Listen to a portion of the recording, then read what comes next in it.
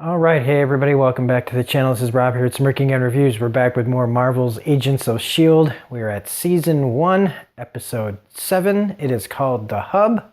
So full spoilers are ahead if you have not seen this episode. Another pretty solid episode. We get some good actors in here to play, we get Sitwell's in here. We get the introduction of Victoria Hand in here. We get, Ward and Fitz getting a lot of FaceTime. We get to see more of Gemma as growing concern for Fitz's well-being and vice versa. We got more with Phil and his little problems with Tahiti. So there's a lot going on in this episode. So let's just jump right in. All right, so the beginning is really, really excellent. I love when they just throw you into the middle of an adventure sometimes, kind of like Raiders of the Lost Ark, where it just throws you right into the jungle. You know what I mean? And so we get this cool mission that has to do with double agents and having, stuff shoved up their nose, and they're underneath they're in a facility underneath the ice in Siberia. It's really, really cool. I just dig it so much. And then this is what gets us to the hub, where they've got to drop off the agent and take the intel that he brought them to be evaluated. And then just a whole bunch of stuff happens in this place. Everybody's, first off, you get the introduction to Victoria Hand, who's played by Saffron Burrows, who's been in a ton of stuff, man. She's a legit big-time kind of actress. I mean, she's not like Sandra Bullock, but she was in Deep Blue Sea, which maybe that's not saying that much. But I think she was also in that Amazon show about the orchestra. I think that was her too, but maybe I'm thinking of Connie Nielsen. I get those two screwed up all the time. But Victoria Hand's an interesting character. I like her. She's got that little red tips in her hair. I guess that's supposed to make her, edgy or something. But we do have Sitwell coming in here, and I love knowing what I know now. Maximiliano Hernandez. That's a great name.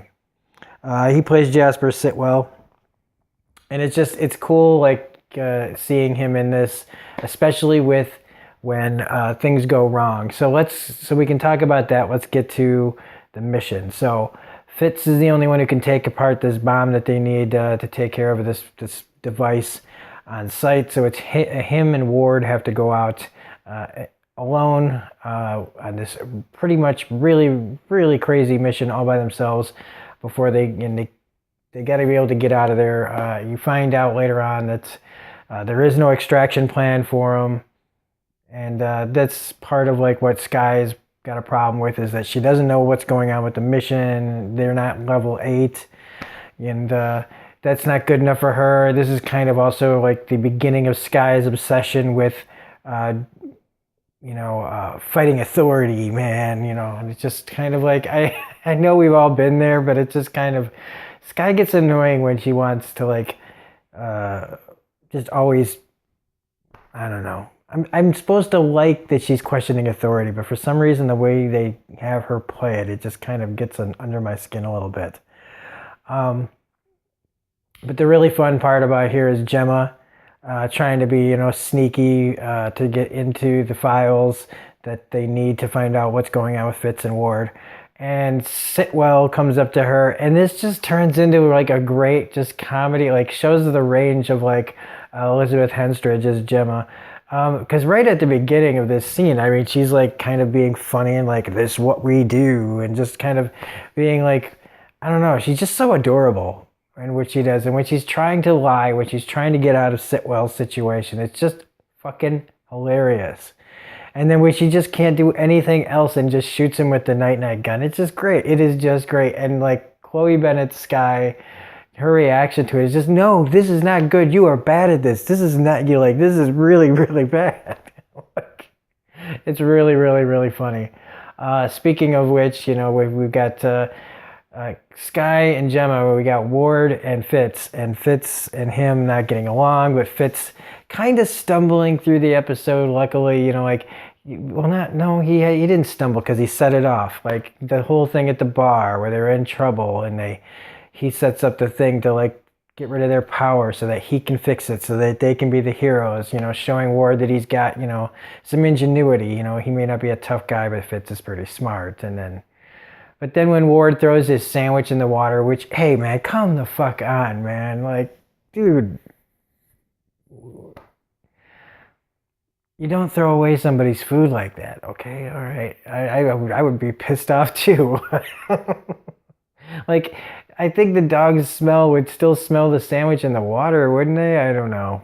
Not for all, not forever, but the whole thing with where they're laying in the road and he's still, he's having this talking about this something and it still leads back to the sandwich.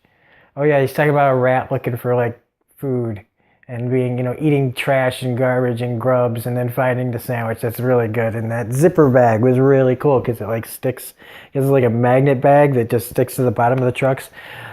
But I couldn't help thinking while I was watching it was it'd be funny if the truck just ran him the fuck over. I don't know why. It's just, oh, that's where my mind goes sometimes. But then you have the whole thing where it's everybody's trying to get information. Sky's getting yelled at by Coulson for not, following the rules, and she finds her, her little file that's redacted. She gets reamed out for that. We're just starting at the beginnings of like, what's wrong with S.H.I.E.L.D.? Is this what S.H.I.E.L.D.'s about? I mean, there is massive foreshadowing going on here for the upcoming Winter Soldier and everything that's going to happen with S.H.I.E.L.D. Like, there's just a lot of moments brought up, like when Fitz says the first words out of his mouth during that story about that turns into the sandwich, where he says, "It must be nice being a rat." And you could say that he was kind of saying that to Ward if he wanted to look at it a certain way or take it as foreshadowing. Coulson's thing, though, okay, so let's just finish it. They turn the weapon into another device that like evaporates, like disintegrates weapons.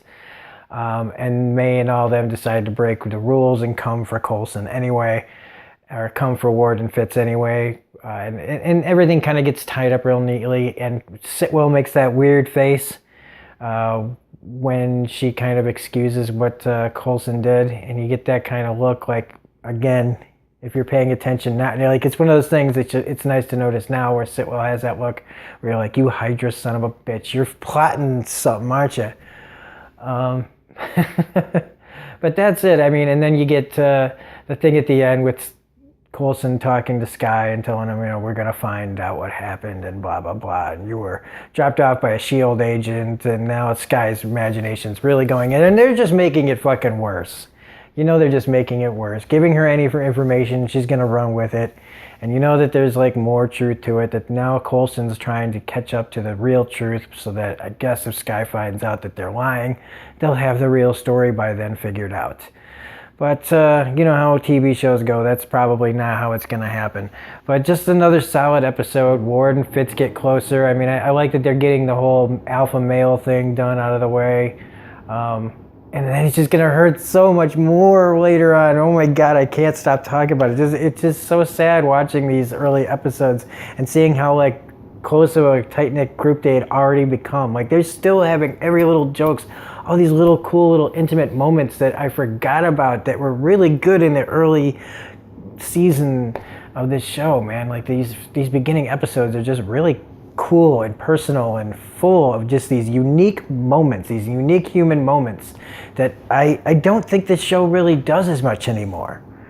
But I think because it's gotten so, the plot has gotten so big and the mythology has gotten so crazy, I think they've kind of gotten away from like some of their more personal stuff, real personal, cute, unique human moments that this show can pull off really well sometimes. So anyway, that's it for this episode. The Hub, it's a pretty cool episode, and I'm excited to see where we go next. So if you like this review, please hit the like button, comment, share, subscribe, all that jazz. Otherwise, this is Robert Smirking Gun Review saying we'll be back with another episode. Otherwise, you can check out any of the other videos on the channel, and have a great night.